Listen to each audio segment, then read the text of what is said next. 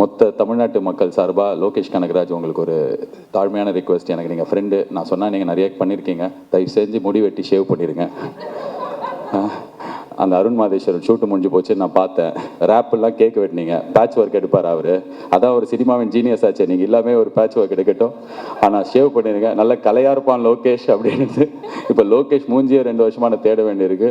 So என்னோட request அது. And இன்னொரு தகவலும் நான் இந்த இடத்துல சொல்லணும்னு ஆசைப்பட்றேன். இந்த எலெக்ஷன் டே அன்னைக்கு எல்லாம் லோகேஷை தேடி சுற்றி போட்டு அடிச்சிருந்தாங்க, எங்கே லோகேஷ் ஓட்டு போட போலியான்னு.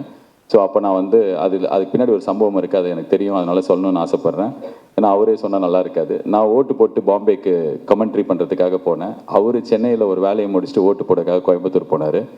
ஏர்போர்ட்டில் மீட் பண்ணிக்கிட்டோம், கட்டி பிடிச்சி பாசமாக நல்லா பேசி முடிச்சதுக்கப்புறம் நான் என் ஃப்ளைட்டுக்குள்ளே ஏறப்போப்போ பார்த்தா இவரை 4 பேர் இழுத்துன்னு போகிறாங்க. பார்த்தா கேட்டை க்ளோஸ் பண்ணிட்டாங்க, ஃப்ளைட் அவரால் பிடிக்க முடியல.